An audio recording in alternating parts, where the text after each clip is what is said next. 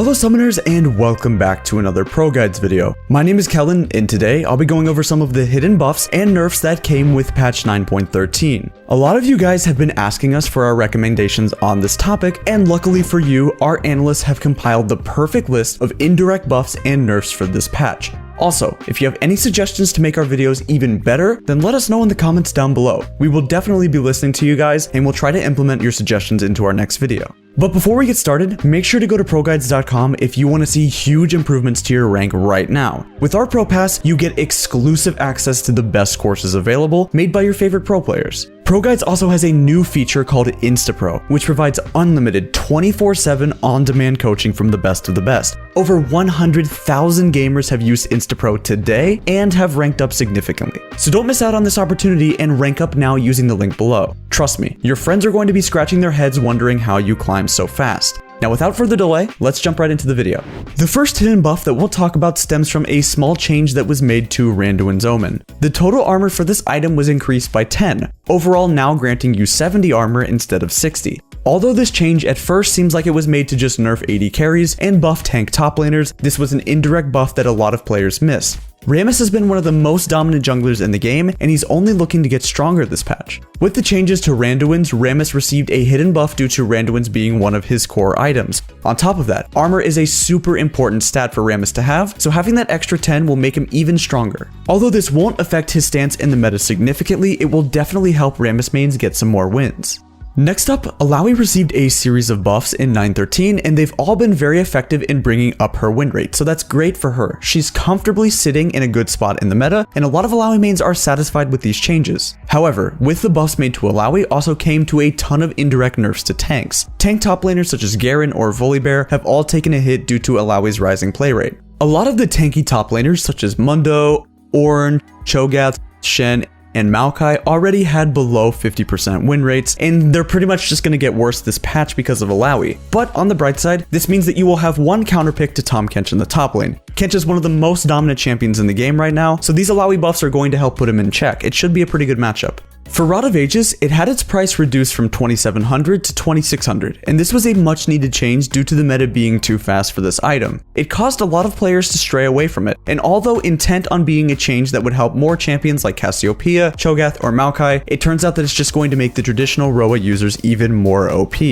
Kassadin, Ryze, and Anivia are the three standouts here who will benefit the most from this buff. However, of the three standouts, Kassadin is the one who will be enjoying this the most. Since his main goal is to try to scale up into the late game as fast as possible, having a 100 gold discount on one of his core items is game changing. This indirect buff alone might bring Kassadin into our S tier within the coming weeks, so press that sub button to be notified of our upcoming tier lists.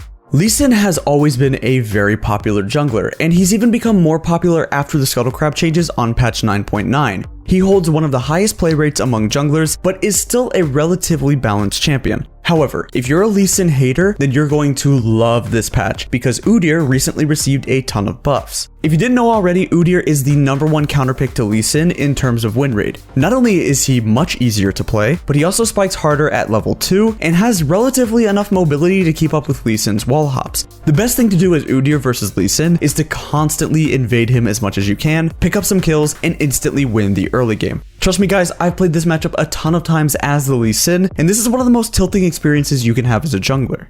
This next change is quite lengthy, but TLDR, Draven is going to be ridiculously strong this patch. This is due to a wide variety of changes. Firstly, Trist is getting buffed, which means that her play rate will move up significantly. And along with Tristana's rise in popularity, Draven will follow with his win rate instead. One of the easiest matchups in the bottom lane for Draven is versus a Trist, so there's going to be a lot of free low for Draven this patch. Secondly, Sivir got nerfed. Now, what does this mean for Draven? Well, it means that one of his 50% win rate matchups are going to be slightly in his favor now. The nerfs made to Sivir are going to tip the scale a very small amount into the Draven, which will give you a higher chance of winning more games. But here's the thing, we're not even done yet because Essence Reaver was also nerfed, so that means the champions who are popular and rely on it, such as Xayah, are going to be absolutely smashed in lane by Draven. The 200 gold increase in Essence Reaver means that Xayah will likely have to overstay for an extra wave or two, giving Draven players a ton of opportunities to solo kill them. Adding the last little bit of icing to the cake, one of the classic counterpicks to Sona Taric bottom is Draven, and with Sona being nerfed on this patch, it means that this counterpick is going to be even more brutal. Speaking of Sona, these changes to her kit are also going to affect the support meta. Sona has been low-key really strong and oppressive as a support, but her role as an AP carry bottom laner has sort of concealed that. This means that supports who struggle against her, such as Taric,